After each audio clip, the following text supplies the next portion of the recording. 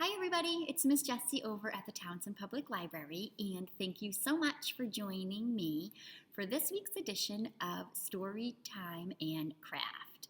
This week we have a really fun story all about a little bat, and it's called Little Bat's Halloween Story, which is perfect because we're getting close to Halloween this weekend. Also, there's another reason that I really love this book, and I'm not going to give it away, but I think you'll know pretty early on why a librarian would really find this book fun. So again, it's Little Bat's Halloween Story, and it's written by Diane Mayer and illustrated, which that's a big word for the pictures, for who drew them, who created them, and it's by Gideon Kendall. So here we go. Little Bat's Halloween Story. It says, the sky was beginning to brighten with the red-orange glow of a spring dawn. Little Bat and his mother flew home to the library attic to roost. So do you see? Little Bat and his mom and all the other bats are flying to a library. That's where they live, in the attic of a library. Along the attic walls, bats took hold with their feet and clawed thumbs, wrapped their wings around their bodies, and settled down to sleep. Little Bat found a spot close to the attic floor. Little Bat took a long, deep breath and leaned against his mother. He closed his eyes, so he's all snuggled in. Suddenly, Little Bat woke up. Sounds of laughter were coming from a small hole. Carefully, he stuck his head through and peeked down. The room was full of children. Then it became quiet. A woman began. The little girl with golden hair was walking through the woods. Little Bear was fascinated. He listened intently until the end. After that, the three bears never forgot to lock their door again. Sighing with pleasure, Little Bat crawled back to Mother Bat and fell asleep. So Little Bat snuck in for story time. And he loved listening to the story. Did you hear what my words said? You may have guessed what they were reading. They were reading Goldilocks and the Three Bears. That night, Little Bat said to his mother, I saw people below. What do they do there? They read, said Mother Bat.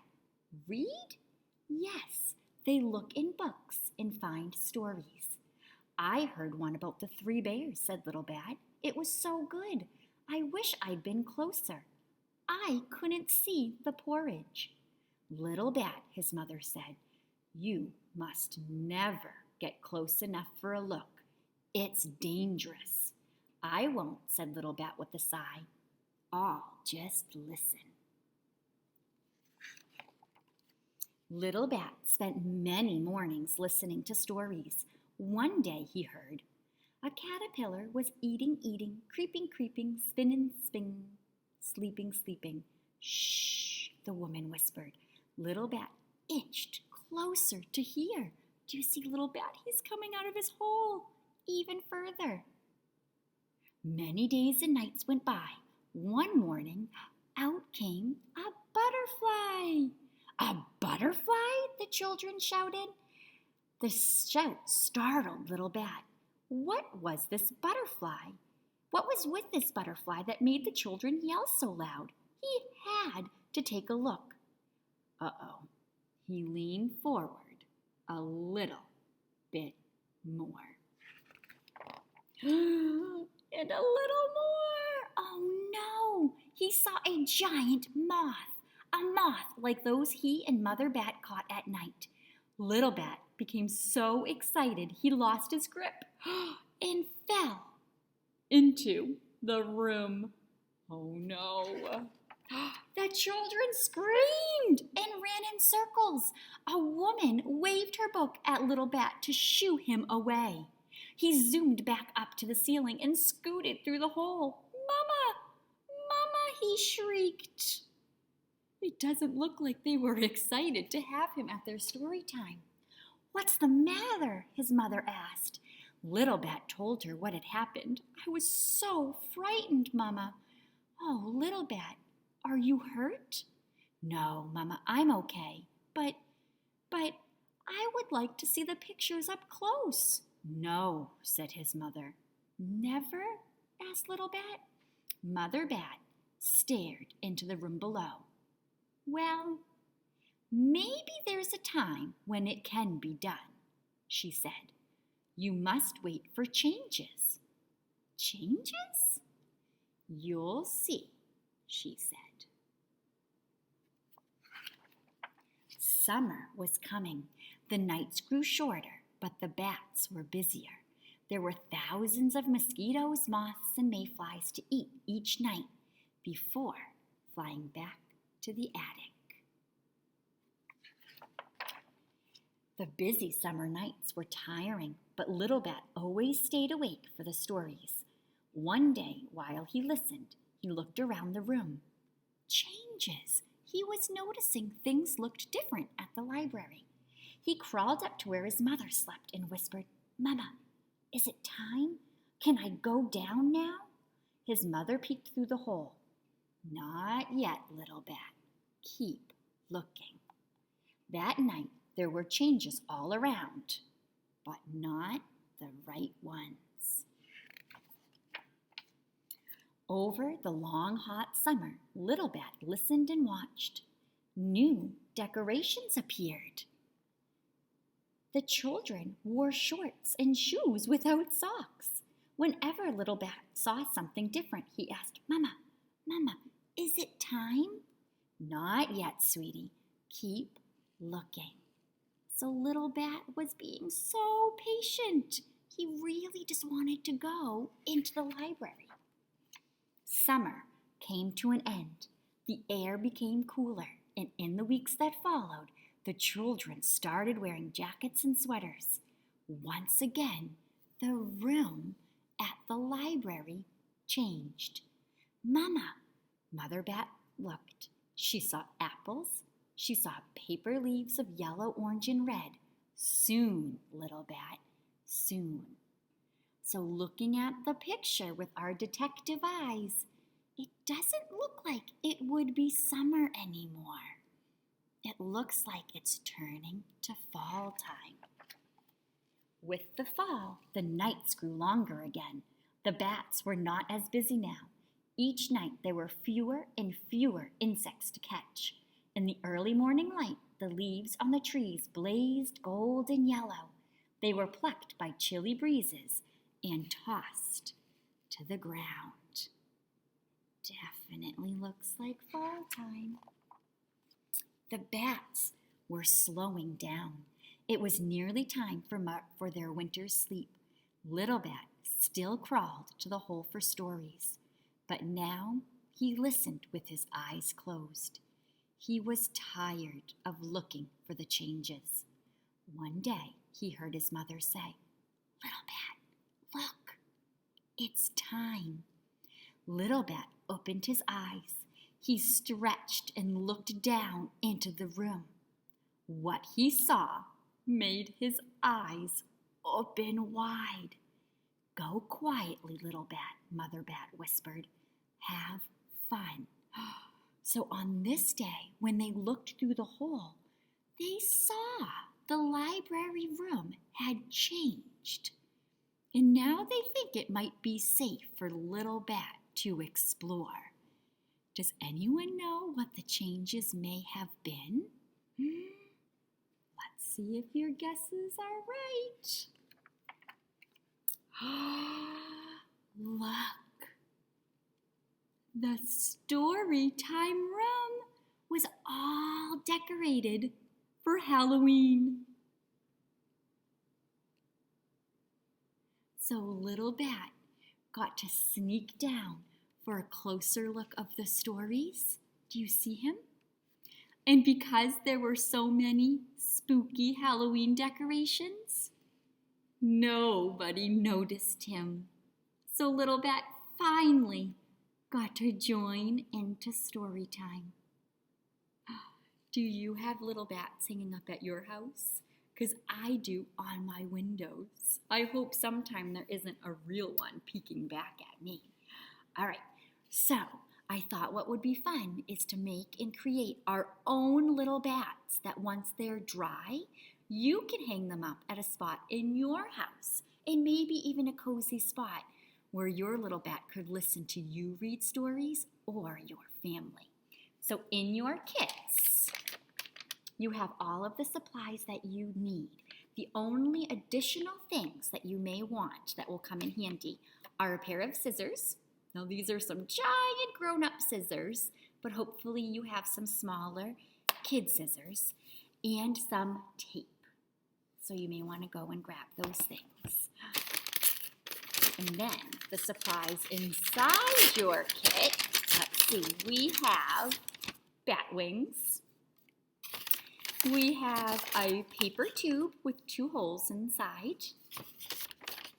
We have one big pipe cleaner,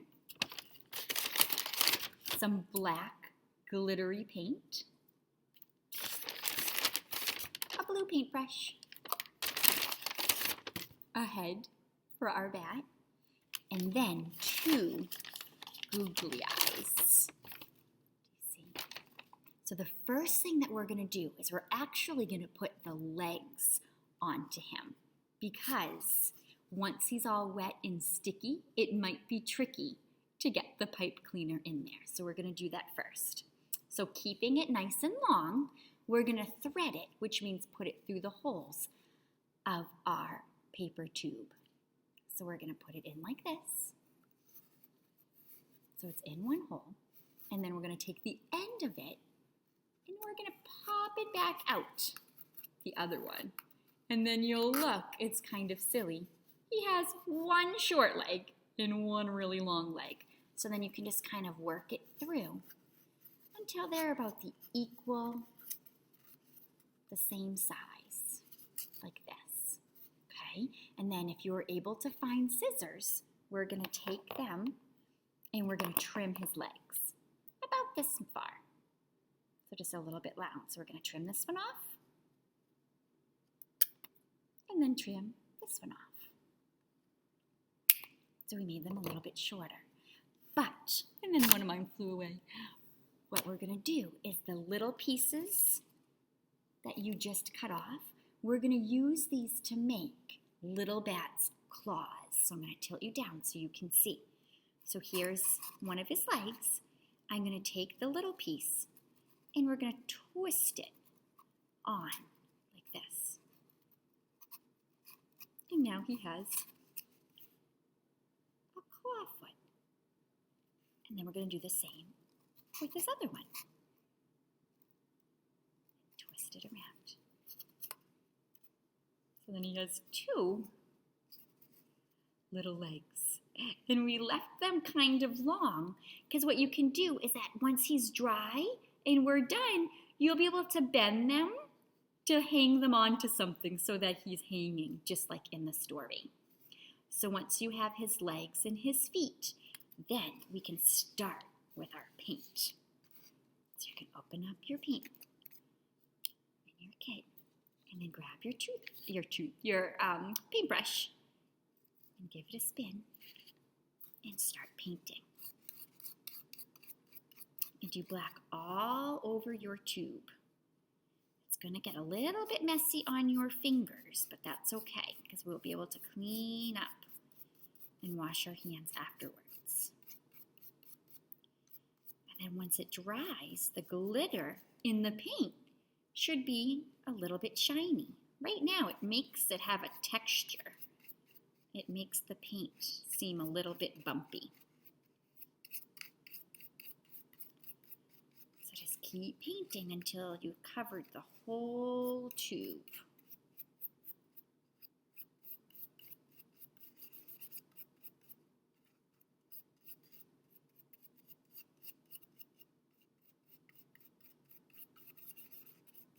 Good job.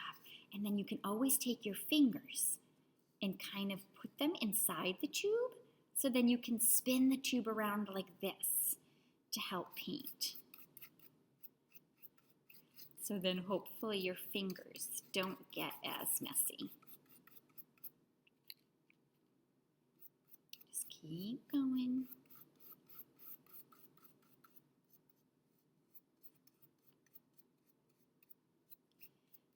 And then if you want, you can even put some paint on the inside so that you don't see that brown part. And then I'm going to tilt his legs down like this so then I can do around here as well. So now your tube might be feeling really messy and sticky. So here's when you can make a choice. You can choose to keep going with the activity. Your fingers might just get a little bit messy. Or if you want to put your little bat down for him to take a quick rest, and then once he dries, you can come finish him up. It's totally up to you. For the video, I'm going to keep going now. So if you want to keep going with me, that's great. If you want him to have a little bit of a rest so he dries, you can just give me a pause and then come back. So the next part, we want him hanging upside down like this. Ooh, he's a little bit tilted. So while his legs are up, I'm going to then take his wings and put them towards the back like this. And I'm going to get a piece of tape and tape it on. So now he has his wings. And then I'm going to lay him down for a moment. I'm going to take his head, which is over here, and I'm going to put on his eyes. Now his eyes, it's another little challenge. They are stickers. So if your fingers are feeling extra strong and you're up for the challenge, you can peel them off.